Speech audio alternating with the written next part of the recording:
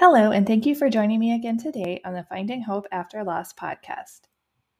As a reminder, the podcast is focused on stories of infertility and loss, along with all the other issues that come with loss. Parenting after loss, pregnancy after loss, trying to get pregnant through infertility and loss, grief while going through these things, and so many other things. So if there's ever a topic you want to hear on the show, please feel free to reach out. Today, I am talking with McKenzie. She experienced the infant loss of her son, Theo, due to complications from a congenital heart defect. She discusses her experience after his birth and leading up to his death, along with what her experience was like after her loss. Hello, everyone. Today, I am here with McKenzie. McKenzie, can you tell us a little bit about yourself? Sure. My name's McKenzie Mott.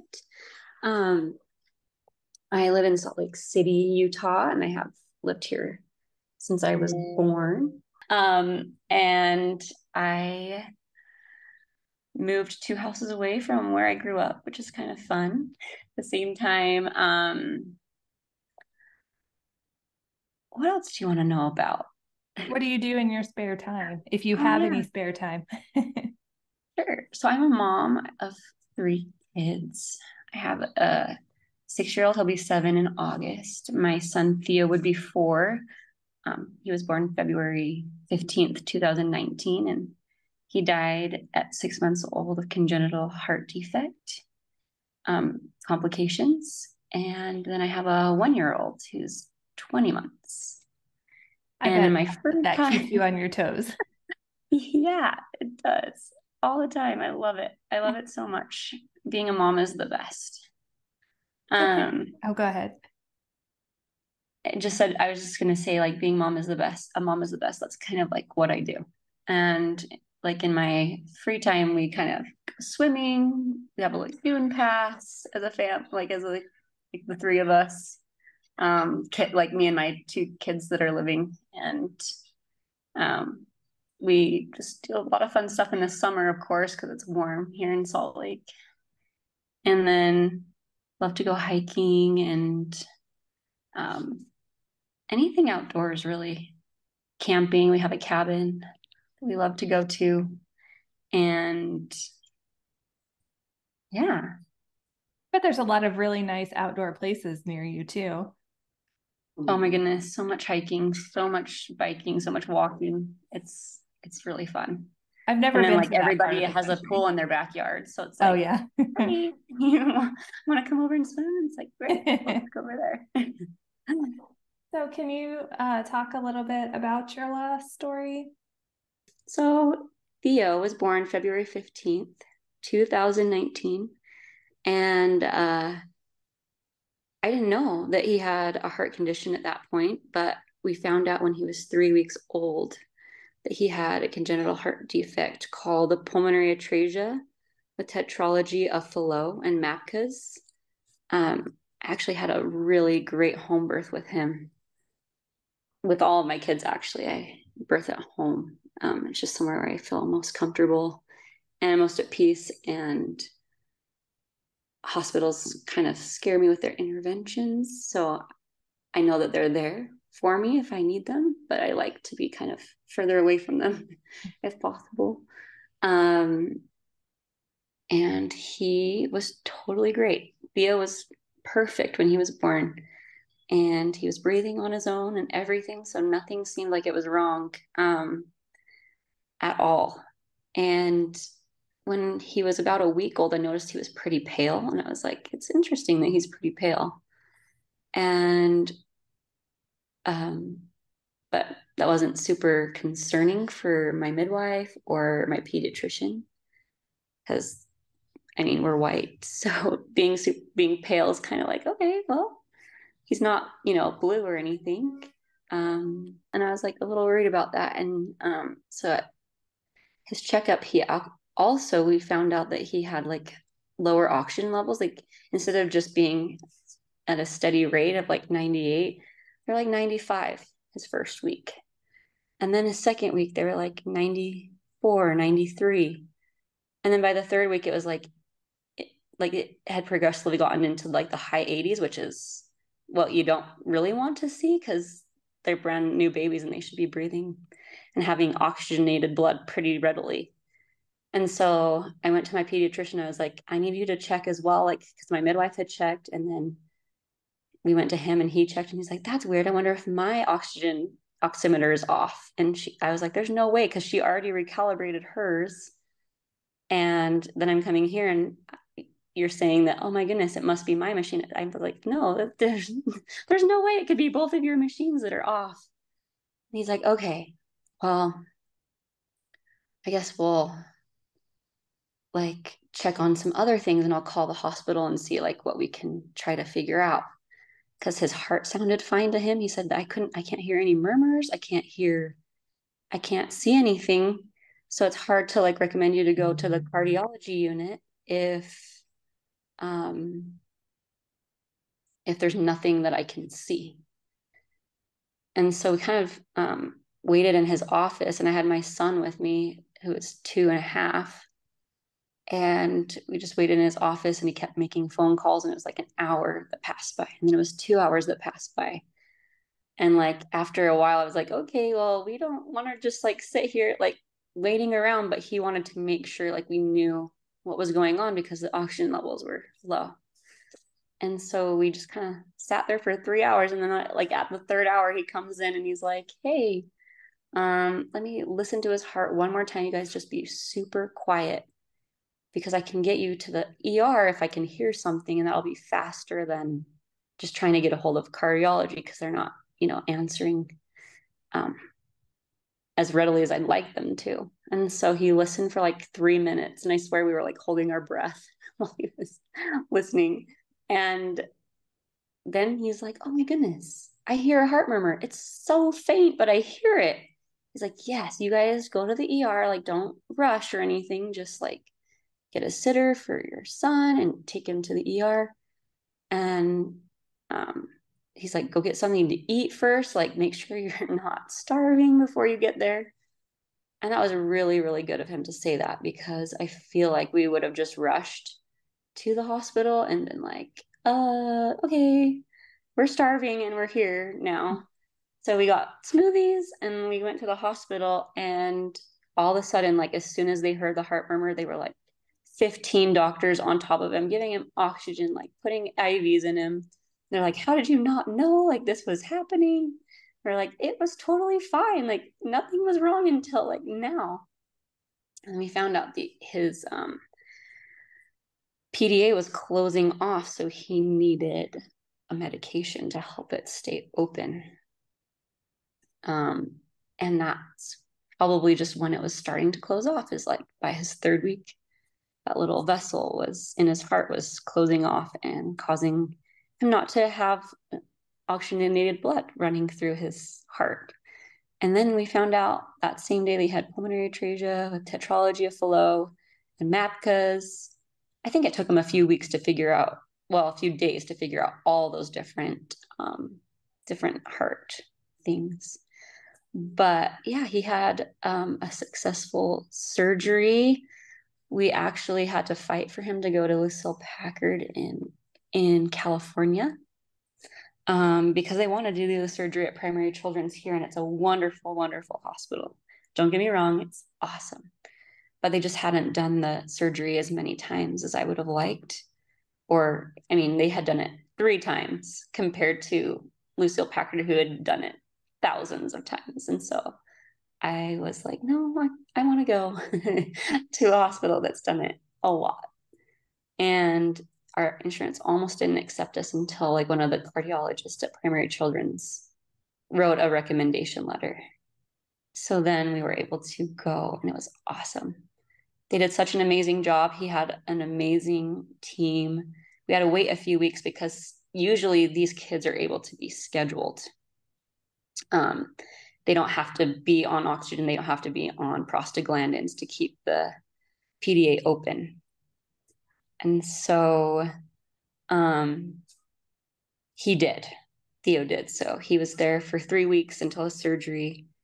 And he had surgery on April 9th and was able to come home on May 6th. and we had a beautiful summer together. It was a little bit scary. He wasn't on anything when he came home except for one medication to keep the pain down from surgery. And then he was on a feeding tube for just 6 more weeks. And yeah, that feeding tube, as soon as it was over, he was breastfeeding amazing. I had to centrifuge my milk actually because like he couldn't have fat. So I had to centrifuge my breast milk for that time being because if he was on a type of formula that was non-fat formula, but he would throw it up like almost instantaneously after it would go into his stomach, after it was pumped into his stomach. And so he wasn't keeping anything down. And I was worried that like, well, I'd feed him that and then he would just throw it up. But if I added the breast milk into it, it was almost always that he would like keep more of it down. And so like I ended up doing that for that 6 weeks. And it was actually amazing. I learned how to centrifuge stuff. It was like a school science project, but it took a long time to get even a few ounces, you know, of breast milk because it was just these little vials in the centrifuge machine. So it took like an hour, I think, to do that an hour every time I wanted to like give him milk. So that was really difficult that time. Man, I was so stressed and I was home with kids and like I didn't want to ask for all this help, but I should have. Like I don't know why I didn't want to ask for help, but I feel like that's the time where I should have asked for more help and I wish I would have because I really needed it. And I kind of got mad at my other child, my son, because his name is Porter, because you know, he would try to come in and like touch the things because he's 2.5 and like spill milk and I'd be like, no. And, you know, that was sad. But one of the hardest things about it was trying to feed Theo and keep Porter happy as well during that time. So it was a hard summer, but it was so worth it. Like we were able to go to a parade together. We went to our cabin a few times. Had this amazing, like, he was like a normal baby when he came home, except for that 6 weeks of feeding him through the feeding tube. And as soon as we took that out, we had a huge celebration. We're just like, oh my gosh. And he went right to the breast. Like he was so excited to breastfeed. And he just took it on. And we had a bunch of doctor's appointments within that time frame. So he was home from May till August. And all of his appointments that we had with a pediatrician and cardiology team, he looked amazing. He was growing, he was thriving, he was super chunky. And then one day in August, let's see, on a Monday in August, it was like the 12th. I noticed that he had like a goopy eye, so I took him into the pediatrician and it was like, oh yeah, he has pink eye. So we kind of figured that out. And then August 14th was my birthday. And so he was kind of still feeling like I feel like he was feeling like a little iffy, I guess, for being a baby who just had like this conjunctivitis in his eye. He was just getting over it. And on Friday, he totally was over it. We got him, like his eyes had cleared up, and we went to our cabin for my birthday. And but that morning it was interesting because he hadn't spit up since he had like been off the formula that was fat free. And he had spit up that morning when I was on a walk with my mom through our neighborhood. I was like, that's weird. He hasn't spit up for like 3 months. And it wasn't like any issue for me. I didn't feel like it was anything bad. But it was a little bit concerning. So I went to our cabin that afternoon and he spit up again up there. And I was like, this is weird. Like he just really doesn't spit up. But he was looking fine, acting fine. He was a little bit tired. I could tell because we had kind of been running around doing errands before we left. And then around 6 p.m., I was like, oh, he's just really tired. So I took him and me and him just went to bed early. our friends had showed up at our cabin, and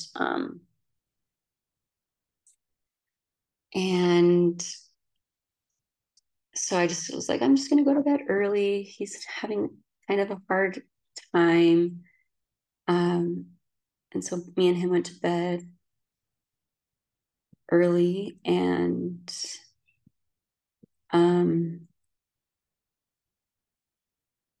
yeah, around 9 p.m. he spit up again, and I was like, oh, this is so interesting. Like, why is he doing that?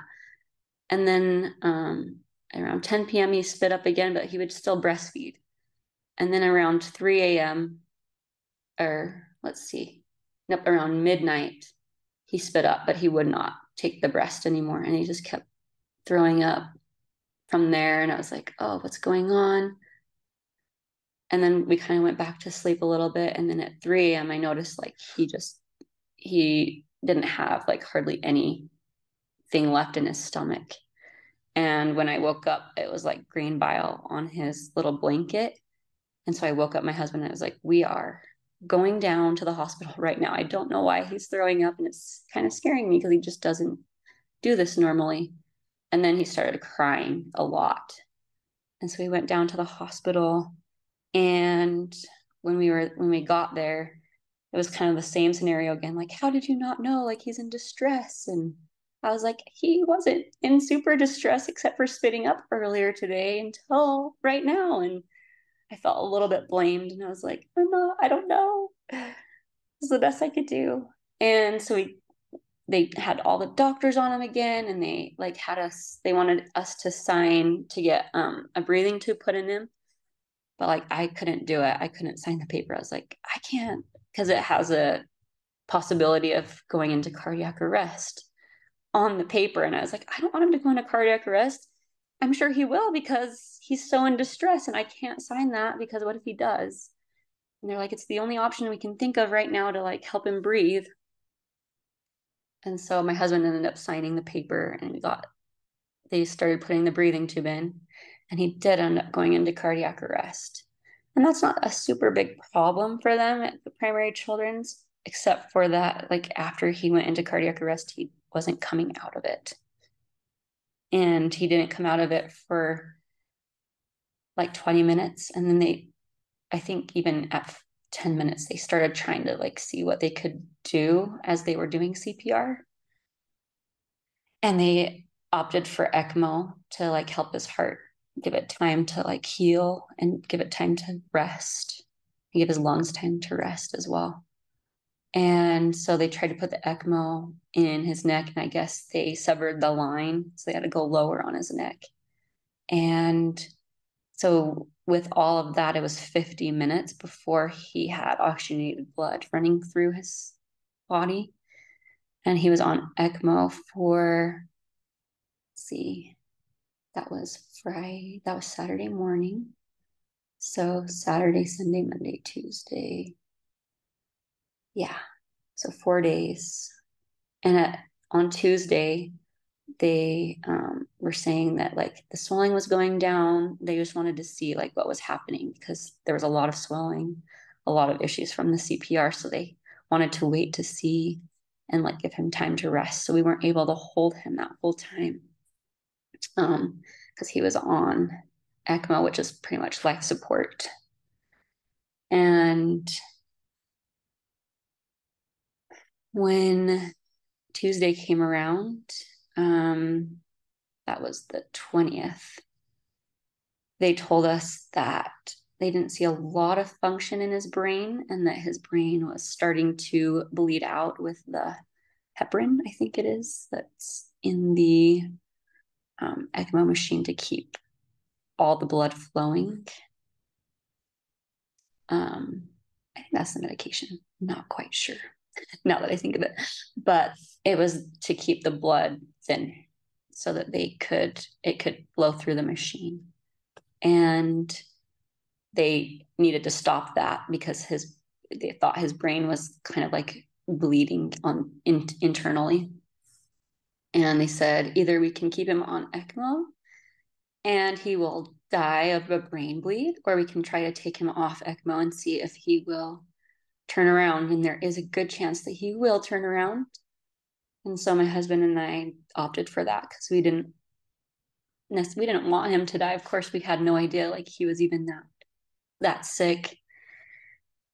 And excuse me, we sang to him like all night long on Tuesday. We stayed up all night with him. And just taking turns, me and my husband, singing to him, telling him stories, reading him books that the hospital had and offered us. And they actually let us lay by him at that point when he was off the ECMO, because he was still on a bunch of other tubes. He was just off the ECMO machine. So we were able to lay by him and touch him more and sing to him and see if he would open his eyes. And he would open his eyes a little bit just to see a sliver of his sweet little eyes. And by that morning, he was still alive, and we were like he was still living. We were so excited because they said there was hope if he like made it through the night, and he did. And by rounds, when they came around, they were just like, it looks like he's in a lot of pain. It looks like he's not doing very well. And it just totally like dropped our hope at that point. They said, you can hold him, and we'll do everything possible to keep him comfortable. And so I was like, yes, I want to hold my baby. I don't want him to lay here anymore. So they took him off a lot of his tubes and wires, actually all of them. And at I think it was around 1:30ish, I got to hold him, and I honestly couldn't even let my husband hold him because I just needed to hold him so much, but he was right next to us in the bed, like holding both of us. So I was in the bed, Jordan was in the bed holding me around my arms and holding Theo, and I was holding Theo just so, not so tight, but just like crying and holding him. And we were saying our goodbyes, and it was very, really, really interesting. Actually, he hadn't opened his eyes for a while, since he had been taken off all of the machines and everything. But during his last breath, he looked up at me, kind of arched his back, took a last breath, and then breathed out fully. And it was just like he fell asleep in my arms. And they told us that he was gone at that point. But it was so special to me that he looked at me before he died, and just know that he didn't really want to, but he knew that his body couldn't take it anymore. So yeah, that's our story. Well, thank you so much for sharing that with us.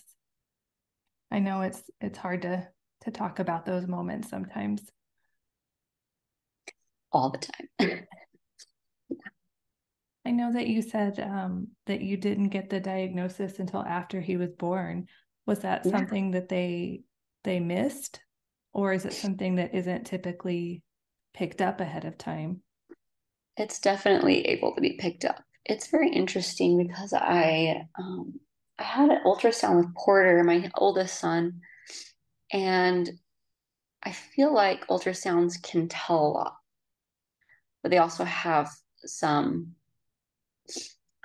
effects on babies while they're in the womb. So I was like, well, he was healthy. So for some reason, I just didn't get one for Theo. I definitely got one for my son Gideon, who's my third, but for some reason I was just like, I just opted out of getting one. And I'm not really sure why I did, but I kind of feel like it was a blessing because he was fine at birth and he was able to breathe on his own. And I feel like if I would have known, maybe he would have been in the hospital already, taken away, maybe had a C-section, maybe had a traumatic time. But I got that time with him, the 3 weeks with him of not even knowing.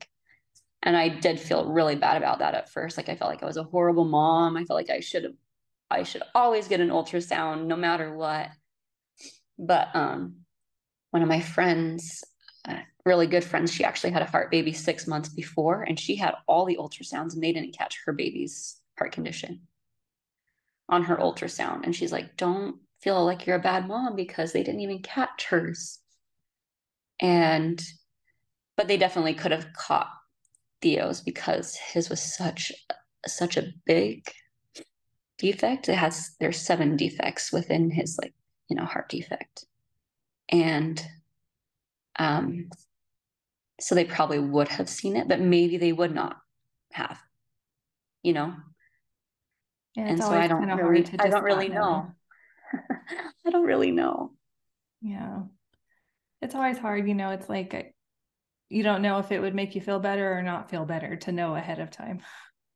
Right. And I think I would have just been so stressed his whole pregnancy. And I have high anxiety, and I don't know if it would have made it any better, to have all that high anxiety of knowing where there's nothing I can do while I'm pregnant anyway to fix it. There's only, giving birth and the surgery right after that could have. But usually, again, these babies can live for up to a year, like his heart condition. They can live for up to a year without any interventions, except for Theo.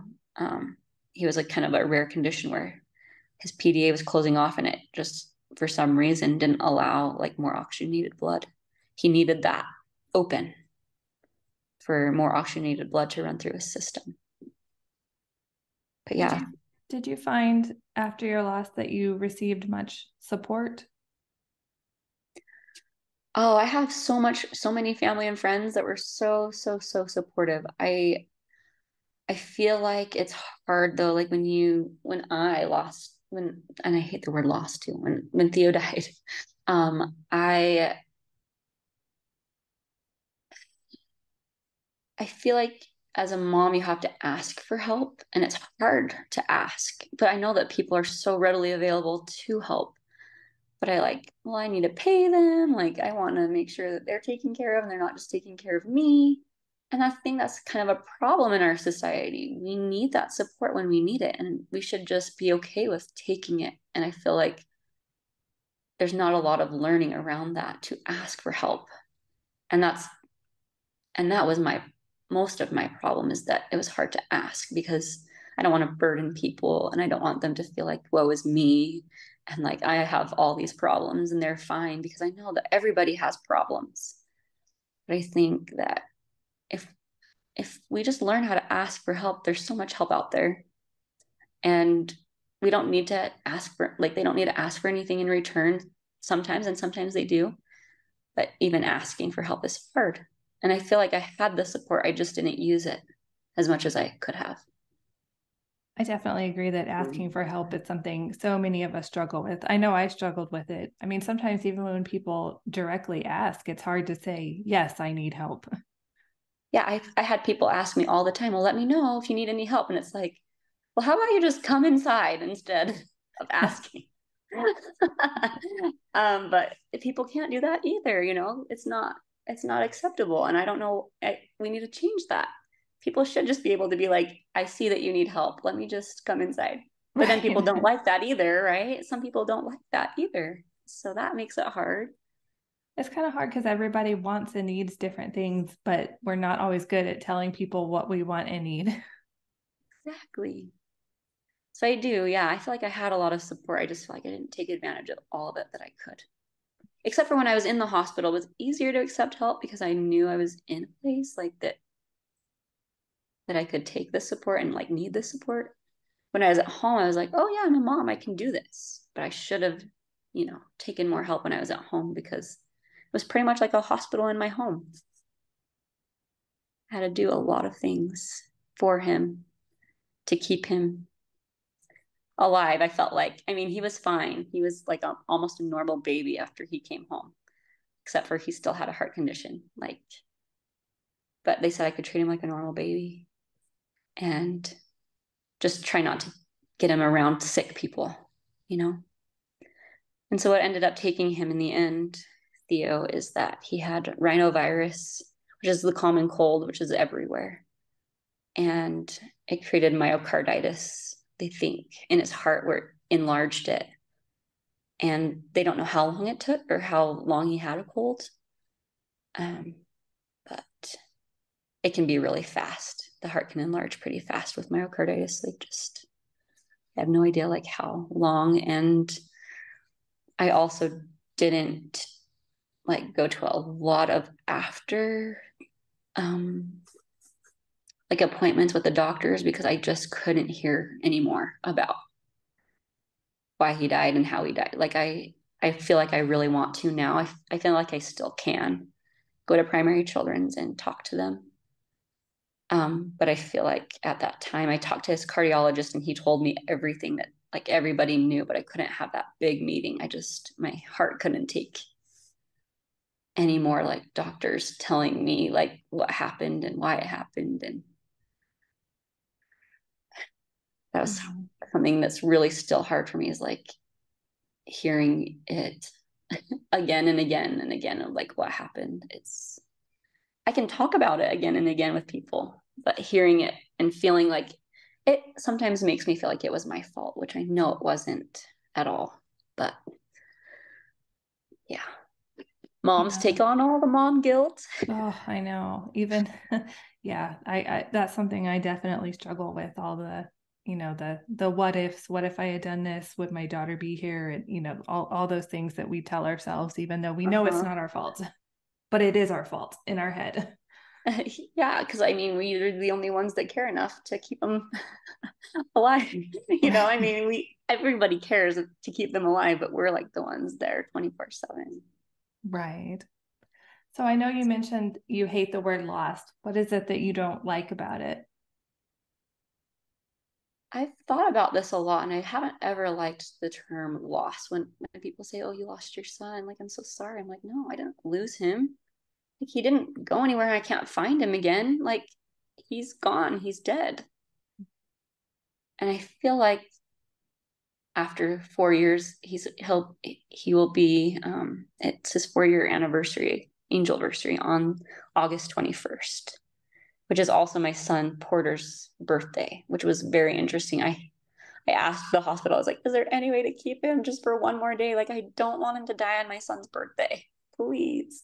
But it's become something very special for us as well, because in a way, I feel like Theo was able to choose that day, um, somehow, because it's just, how can one day in a whole year a child like die on that day? And I've heard so many stories of like children dying on special holidays or events as well. But the reason why I hate loss so much is because I feel like I lose my son in the theme parks sometimes, and it freaks me out. And I'll go find him. Like, just yesterday I was at Lagoon, and Porter got lost in the crowd when we were headed out the door at 9. And I was freaking out. And I was like, oh my gosh, someone took him, someone stole him, like, he's lost. But I found him, and he was home, and he wasn't lost forever. So I feel like the word loss to me puts the fault on the parent. And like, you lost your child. It's like, well, I didn't lose him. He died. I feel like the term loss just puts a fault on parents, on the people that they say that lost them. And it just doesn't have it's not the right word for me. So I wish people wouldn't use it as much as they do, but I know it's just well known and all around and everything. So sometimes I use it when I don't really like it. But I feel like people are afraid to say like dead, died, dying, like anything like that. They just don't want to say the word. So they think of all these other words to say for it instead. yeah, I do like the term bereaved. Like, you're a bereaved parent, because that what I am.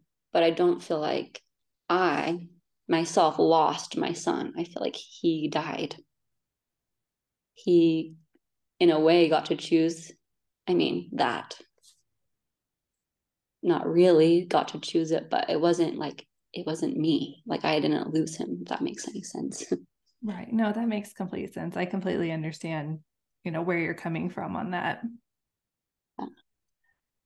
So after So your loss, I try to use the word died and dying, because I feel like that is what it actually is, and that I'm bereaved, because that's a nice word as well. I feel like Mhm. died and death is really harsh too.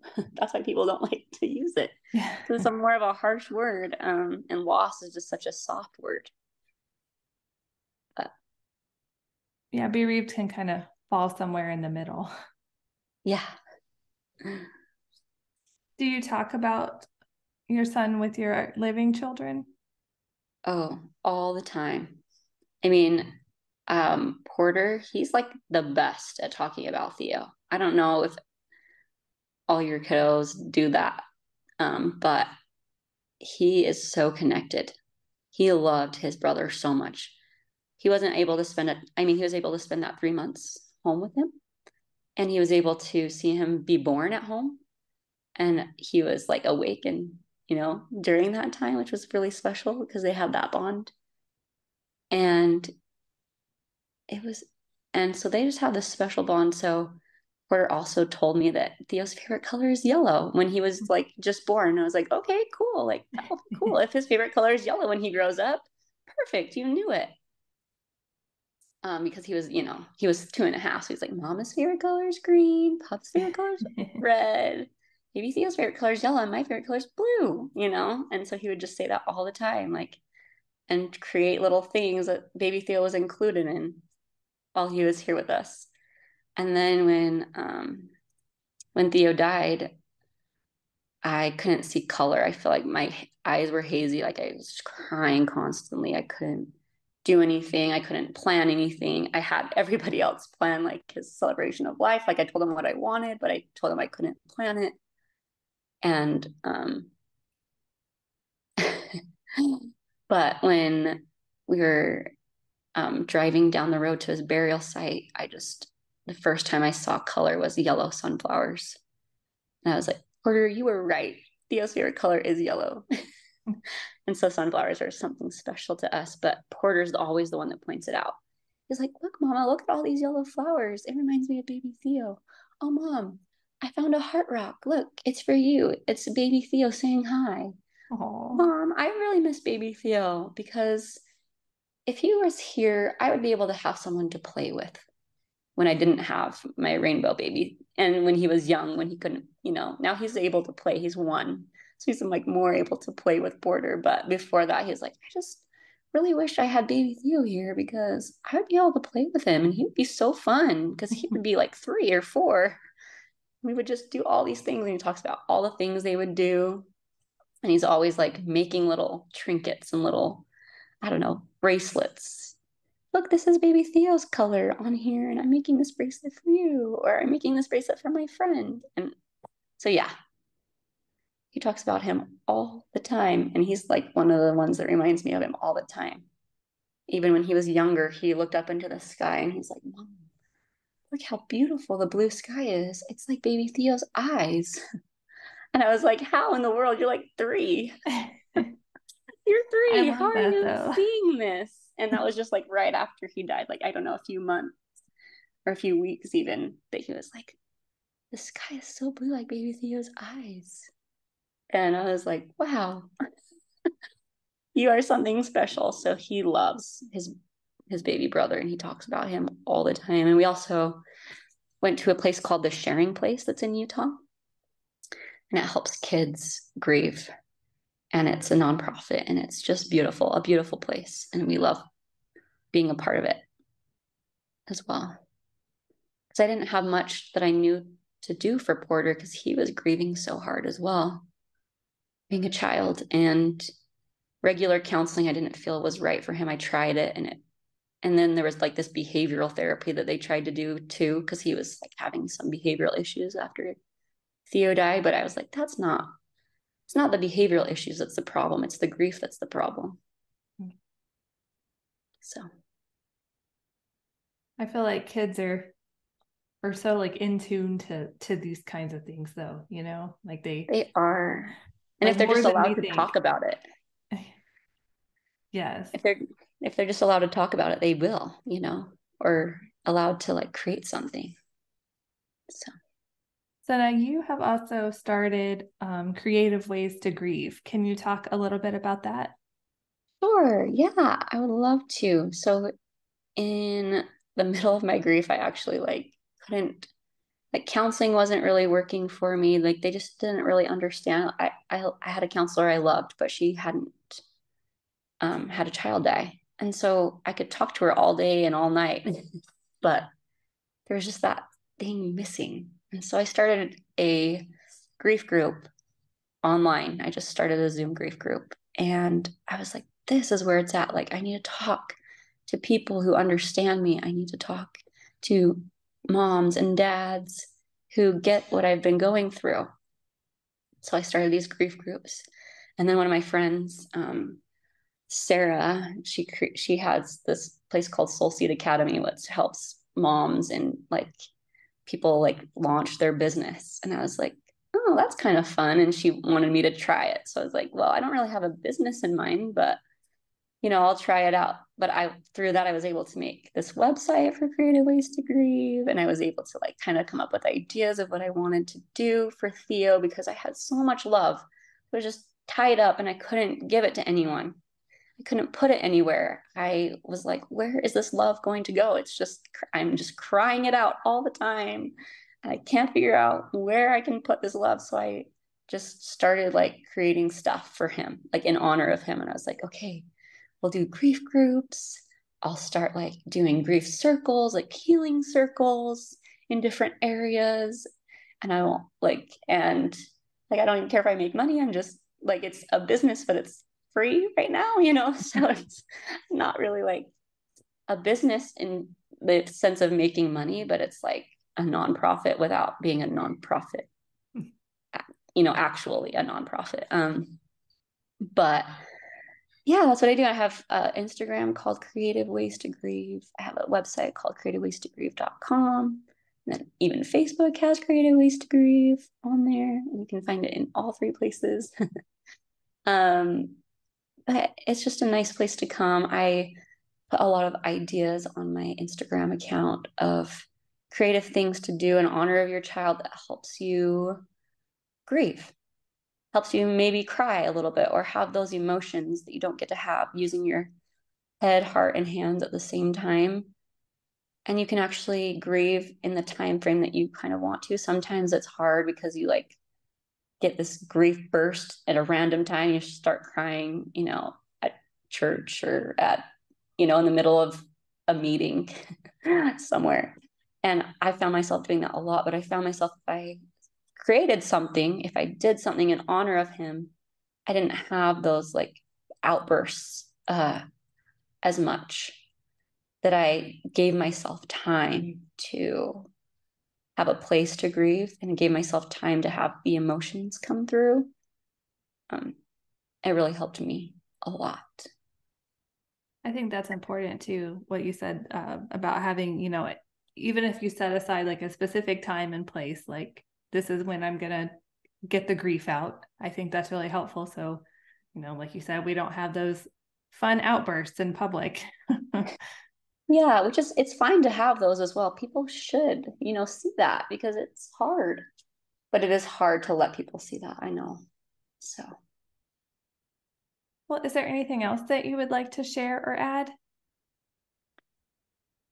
Oh, I could talk for hours about Theo. There's probably always more I could share. But if you want to come join a Creative Ways to Grieve, we call it Heart to Heart Parent Groups. I usually do it on Zoom, and I just have a sign up.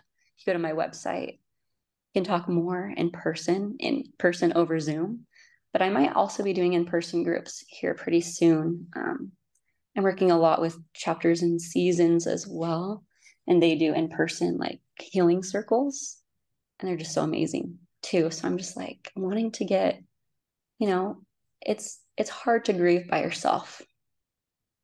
And I just feel like if you have a community that understands, it's a lot easier and you don't feel alone and you feel like someone cares.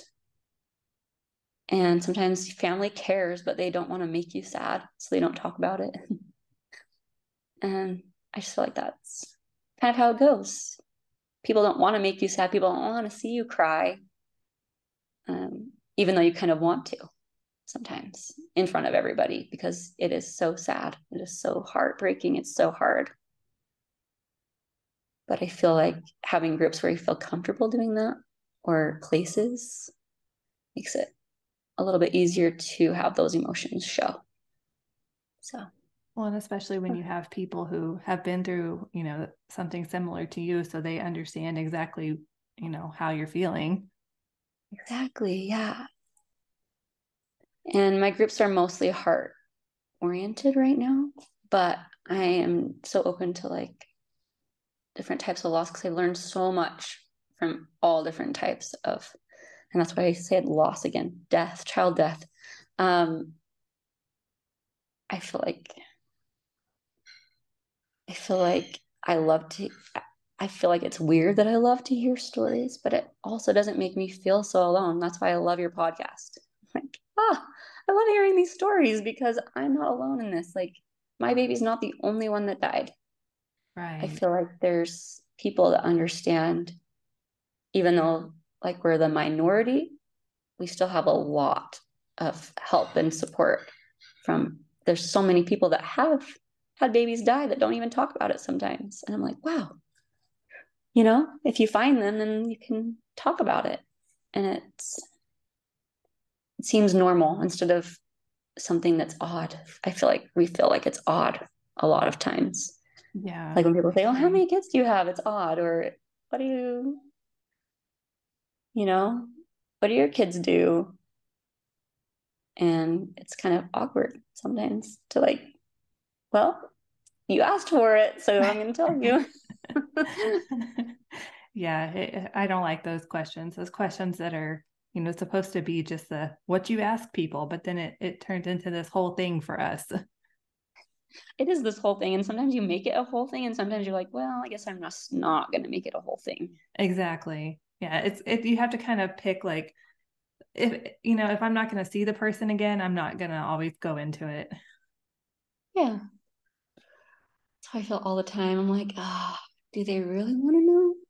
Or do they just really want to say, oh, have a good day, bye? Right. Exactly. Well, I want to thank you so much for coming on today and sharing your story with us.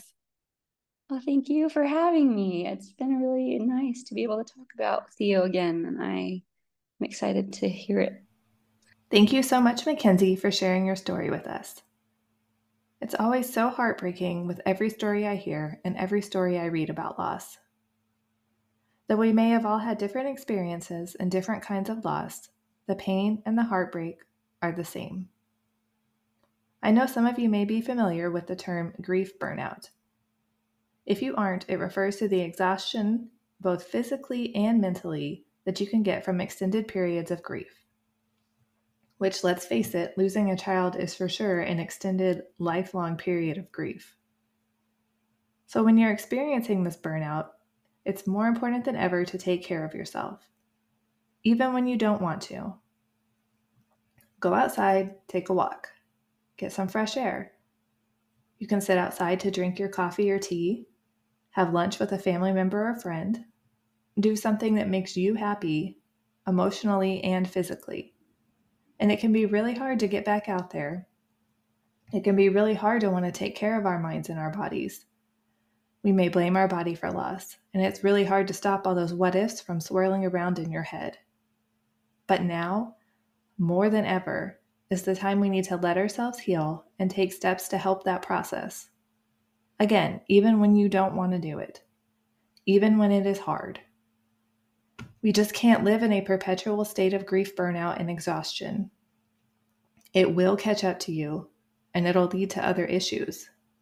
So please, be kind to yourself. Don't forget to subscribe so you don't miss any future episodes.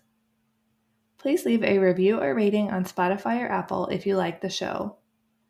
The reviews really help the show reach more people. Thank you so much for tuning in, and remember, we are all in this together.